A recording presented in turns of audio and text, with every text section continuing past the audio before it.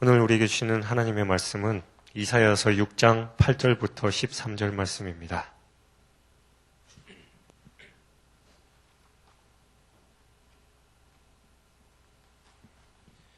이사야서 6장 8절부터 13절 말씀 우리 다 같이 한 목소리로 봉독하겠습니다.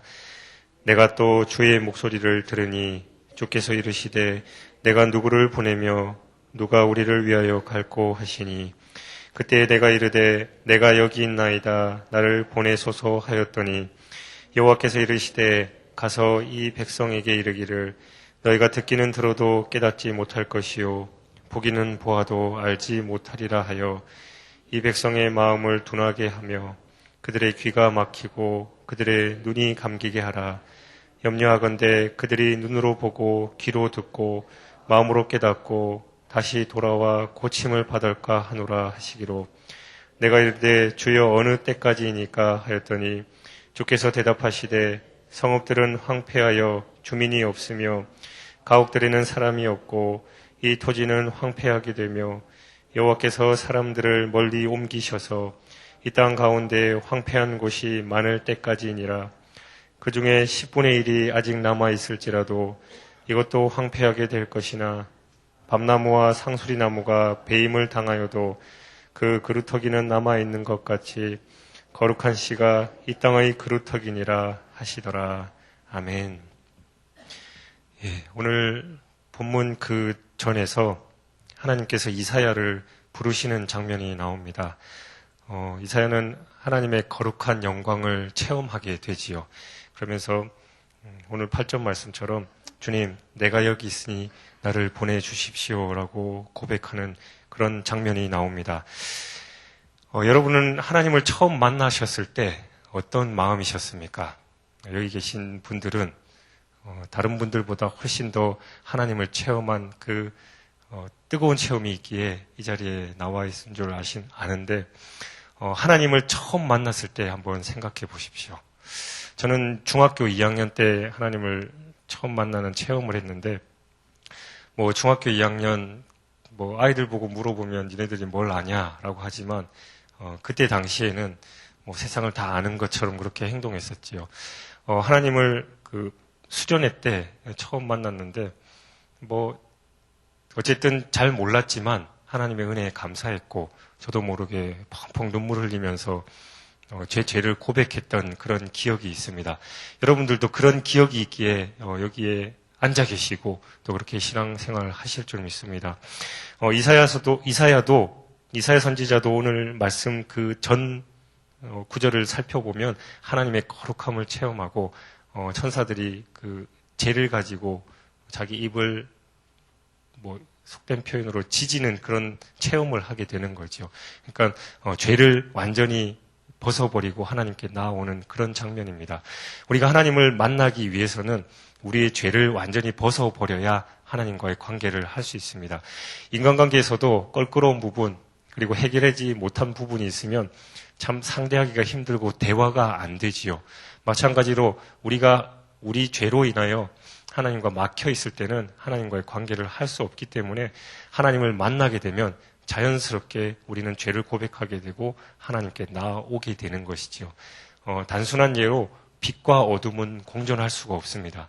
빛이 있는 순간 어둠은 바로 그 자리에서 사라져버리고 마는 것처럼 우리가 하나님을 체험했을 때는 바로 우리의 죄악이 바로 사라져야만 하나님과 깊은 관계를 맺을 수가 있는 겁니다.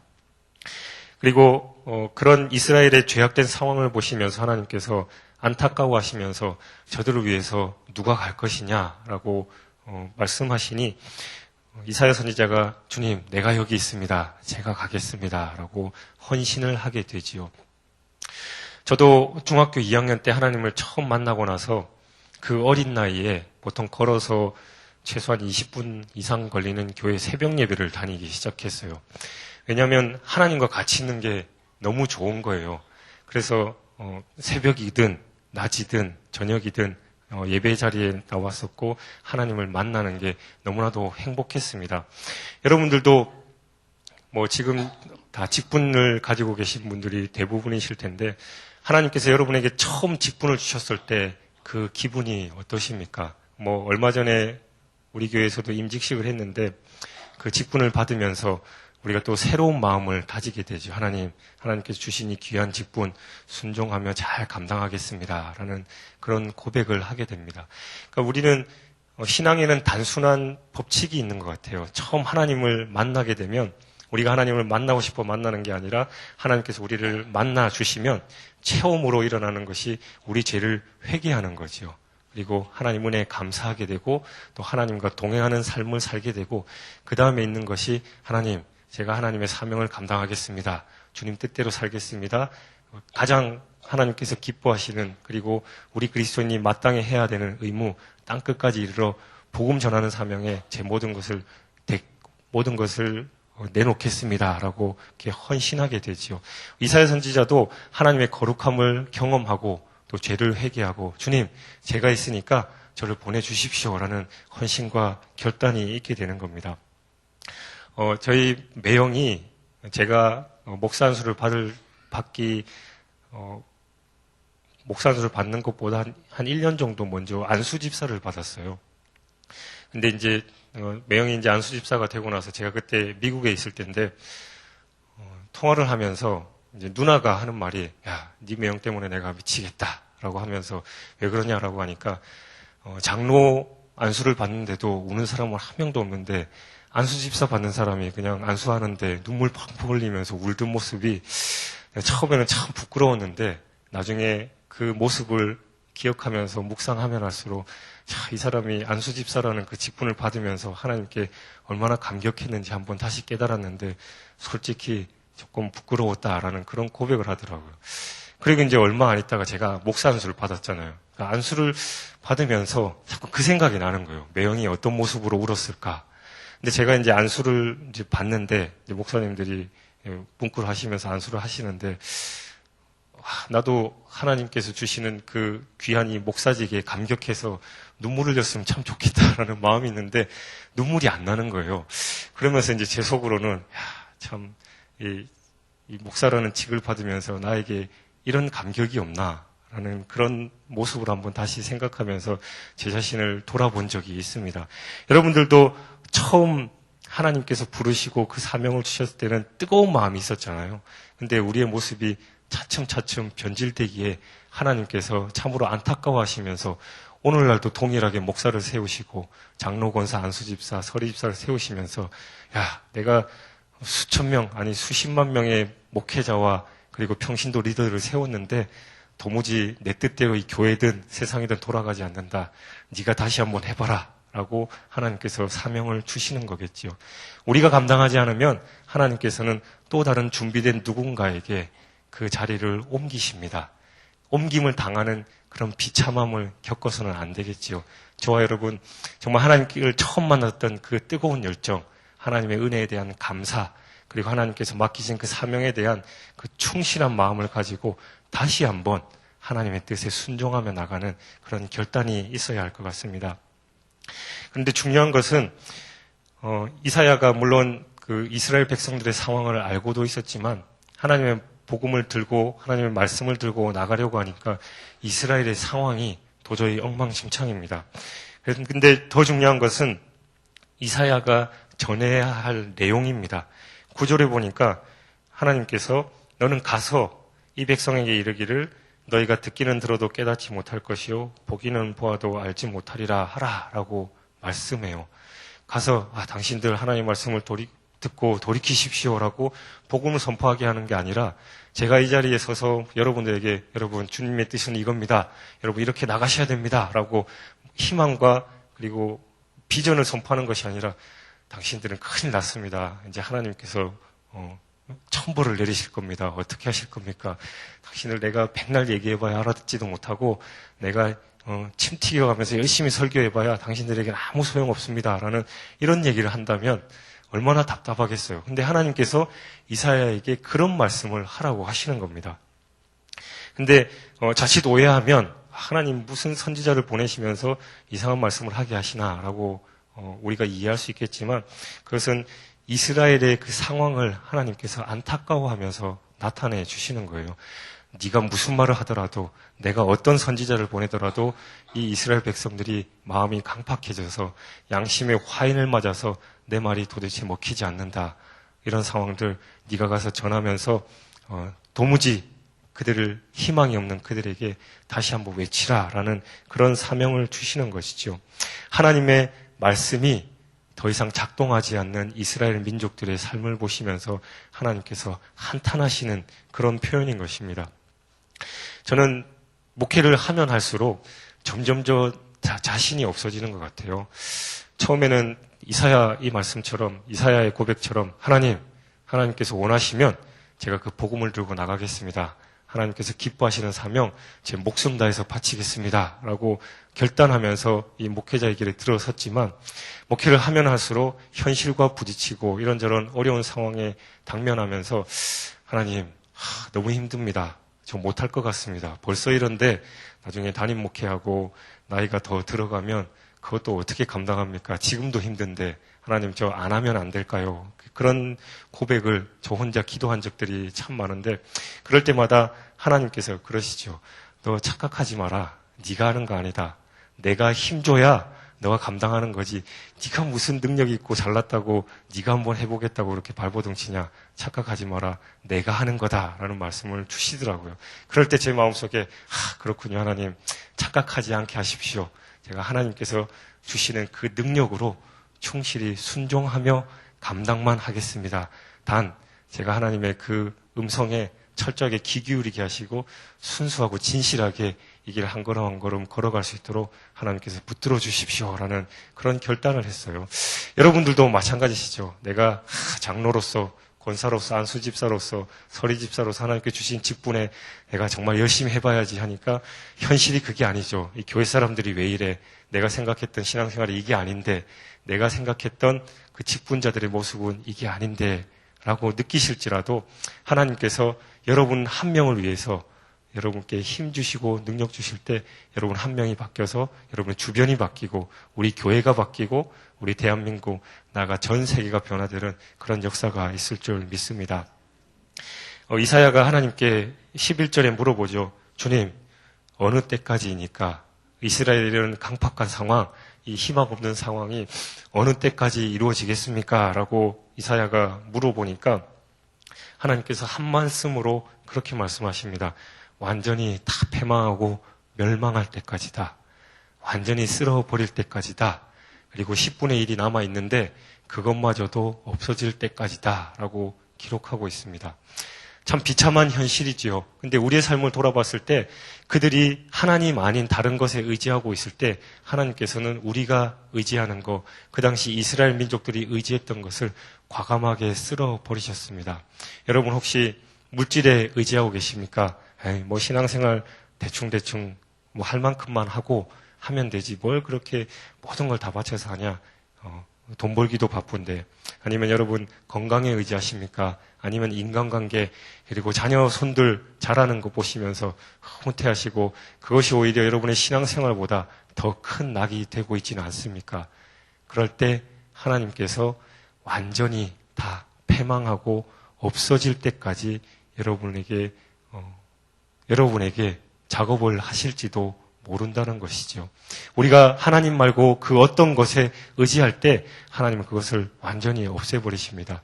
왜냐하면 그래야만 우리가 돌아오기 때문이죠. 이스라엘 민족들의 구약의 역사를 보면 늘 그랬잖아요. 하나님께서 축복해 주시면 그게 전부인 양 자기 멋대로 지내다가 하나님께서 그걸 싹 거두시면 납작 엎드려서 천부여 의지 없어서 두 손 들고 옵니다. 주님 용서하여 주옵소서라고 할 때 다시 하나님께서 그들의 마음을 받으시고 또 축복하시면 또 그 생활이 반복돼요. 우리도 마찬가지죠. 힘들고 어려울 때는 새벽 예배의 자리를 지키면서 때로는 철야하면서 금식하면서 하나님께 기도합니다만 속된 표현으로 배부르고 등 따시면 뭐 그저 그렇게 신앙생활하고 뭐 하나님 감사합니다. 형식적으로 그렇게 신앙생활할 때가 참 많다라는 거죠. 우리가 하나님께서 주신 그 축복을 축복되게 누려야지 그 축복이 변해서 징계가 되도록 심판이 되도록 놔두면 안 된다라는 겁니다. 그렇지만 하나님은 여전히 희망을 주시지요. 마지막 부분에 보니까 밤나무, 상수리나무가 다 배임을 당하여도 그 그루터기는 남아있는 것 같이 거룩한 씨가 이 땅의 그루터기가 되리라 라고 희망을 주십니다. 바로 하나님의 은혜인 거지요. 그래도 하나님은 완전히 우리가 도무지 일어날 수 없을 정도로 짓밟으시는 게 아니라 희망을 주셔서 그래도 너희들은 그거 하나 잡고 나에게 돌아와야 된다라는 그런 그루터기, 거룩한 씨앗을 남기는 겁니다. 근데 중요한 것은 하나님께서 우리에게 그런 심판을 내리실 때 우리가 하나님의 음성에 민감하게 반응하는 것이 중요하지요. 이것이 도대체 하나님께서 내게 어떤 말씀을 하셔서 내가 어떻게 하나님께 돌이키기를 원하시는지 우리가 깨닫고 돌이켜야지. 하나님께서 그렇게 심판하실 때 나 도저히 신앙생활 못 해먹겠다. 내가 하나님께 바친 돈이 얼마고 바친 시간과 노력이 얼마인데 하나님께서 내게 이러시나 라고 떠나시는 그리스도인들이 참 많아요. 근데 그것을 견디고 그 희망 그루터기를 잡고 우리가 하나님께 다시 돌이킬 때 하나님께서 그 전보다 더 큰 축복을 주신다라는 것을 우리가 깨달아야 하는 거죠. C.S. 루이스가 그런 말을 했습니다. 고난은 축복의 포장지다라는 얘기를 했어요. 그 고난의 포장지를 하나하나 뜯어보면 그 안에 진짜 좋은 축복이 들어있는데 우리는 그 고난의 포장지를 뜯지 않았기 때문에 그 속에 있는 축복을 경험하지 못한다라는 것이죠. 여러분 혹시 여러분의 삶 속에서 지금 그런 고난을 경험하시는 분들 계십니까? 도무지 답이 없는 것 같고 뒤로 넘어져도 코가 깨진다는 말이 있듯이 뭘 해도 내 인생이 꼬이기만 하고 신앙생활하고 열심히 기도하고 금식했는데조차 하나님께서 묵묵부답이신 그런 느낌을 가지고 계시는 분 있으십니까? 하나님께서 이 시간 말씀하십니다. 그 거룩한 씨 내가 너에게 남겨놨으니 내 음성을 듣고 돌이키라 라고 하시는 거죠. 그리고 우리 교회에 희망이 없다고 생각하시는 분 계십니까? 한국 교회에 희망이 없다. 도무지 이제 말세가 되면 될수록 이 그리스도인들에게 희망이 없다라고 생각하시는 분들 계십니까? 하나님께서 그런 생각을 하는 여러분이 거룩한 씨가 되기를 원하시고 그루터기가 되기를 원하십니다. 여러분이 거룩한 씨 그루터기가 되셔서 여러분의 가정과 우리 교회와 그리고 전 세계를 변화시키고 희망의 씨앗이 되어서 큰 축복의 열매를 맺어드리는 그런 귀한 삶 사시길 주님의 이름으로 축원드립니다. 기도하겠습니다. 사랑의 하나님 아버지 감사합니다. 우리의 삶 속에서 부족하고 연약한 부분이 많이 있지만 그럴 때마다 성령께서 우리에게 말씀하셔서 그 삶을 돌이키게 하시고 하나님의 뜻을 우리에게 알게 하시니 감사합니다. 하나님, 두렵고 떨리는 것은 우리가 그 하나님의 음성을 제대로 깨닫지 못할까 두렵사오니 성령께서 말씀하실 때 우리의 영이 깨어서 주님의 음성을 받게 하시고 하나님 말씀대로 우리의 삶을 돌이키는 역사가 일어날 수 있도록 축복하여 주옵소서. 오늘도 하나님의 말씀에 귀 기울이고 하나님의 말씀에 순복하며 살기를 원합니다. 성령께서 강하게 붙들어 주옵소서. 감사드리며 예수 그리스도 이름으로 기도하옵나이다. 아멘. 우리 다 같이 공동기도문 1번입니다. 말씀 삼 운동 온 세계 선교 우리 다 같이 한 목소리로 기도하시겠습니다. 말씀 삼 운동 온 세계 선교의 비전은 주님께서 성락성결교에 주신 비전인 줄 믿습니다. 이 비전이 온전히 이루어지도록 성령님께서 우리를 이끌어 주옵소서. 우리 모두가 산 너머 저편에 있는 주님의 영광을 보게 하옵소서. 우리를 가로막는 산들에게 비켜나라고 명령하는 믿음을 주옵소서. 문제를 통찰하는 지혜와 한계를 넘어서는 용기를 주시며 하나님 나라를 위해 헌신하는 사람들을 보내주시어 거룩한 부흥을 함께 누리고 나누게 하옵소서. 아멘. 다 같이 주기도문 하시겠습니다. 하늘에 계신 우리 아버지, 아버지의 이름을 거룩하게 하시며 아버지의 나라가 오게 하시며 아버지의 뜻이 하늘에서와 같이 땅에서도 이루어지게 하소서. 오늘 우리에게 일용할 양식을 주시고 우리가 우리에게 잘못한 사람을 용서하여 준 것 같이 우리 죄를 용서하여 주시고 우리를 시험에 빠지지 않게 하시고 악에서 구하소서. 나라와 권능과 영광이 영원히 아버지의 것입니다. 아멘. 우리 함께 기도 제목을 가지고 기도하시겠습니다. 지금 들은 말씀이 내 삶으로 이어지게 하옵소서. 그리고 오늘 각 지역별 여전도의 기도회와 교구 전도대의 사역을 축복하옵소서. 양육반 3기에 참여하는 성도들이 구원의 감격을 회복하고 말씀 묵상으로 행복하게 하옵소서. 그리고 권사의 사순절이 계속되고 있습니다. 권사의 사순절 기도회에 참여하시는 권사님들의 영육이 강건케 하옵소서. 그리고 꿈새 사순절 다음 주부터 한 주간 동안 있는데 큰 은혜 주시고 말씀 전하시는 담임 목사님의 신혼신을 강하게 붙들어 주옵소서라고 기도하시고, 여러분 각자 가지고 나오신 기도 제목 아뢰신 후에 자유롭게 돌아가시겠습니다. 함께 기도하겠습니다. 사랑의 하나님 아버지, 감사합니다. 우리가 무엇인가 때 하나님의 소리를 듣면서 매일매일 말씀의 물을 흘려주시는지, 부족하고 연약한 저희들 하나님 말씀을 받고 우리 삶을 부족한데, 너무나도 부족한데, 너무나도 미약한데, 하나님 아버지 우리 삶을 붙들어주시옵소서. 철저하게 하나님 말씀을 순종하는 삶이 되게 하시고 하나님께서 기뻐하시는 삶이 되시게 해주시옵소서. 간절히 예수님을 하나님 매일매일 말씀을 듣고 매일매일 기도하고 매일매일 성경을 묵상을 하지만 하나님 좀처럼 우리의 삶이 잘 변하지 않습니다. 하나님, 내 자신이 붙잡고 있는 나의 자존심, 그리고 나의 문제들, 나의 건강, 나의 인간관계, 그 모든 것을 내려놓을 수 있도록 주님께서 축복하여 주시옵소서. 오직 하나님만 바라보게 하시옵시고 내가 이 세상에서 의지하는 모든 것들 하나님께서 심하신다는 생각을 하시고 그것보다 하나님을 더 하나님께 집중할 수 있는 삶이 되시도록 주시옵소서. 하나님께서 주신 그 축복 거둬가시기 전에 우리 삶을 돌이키게 하여 주시고 그 축복을 누리며 또 많은 사람들에게 나누고 그 축복을 정말 하나님께서 맡기신 사명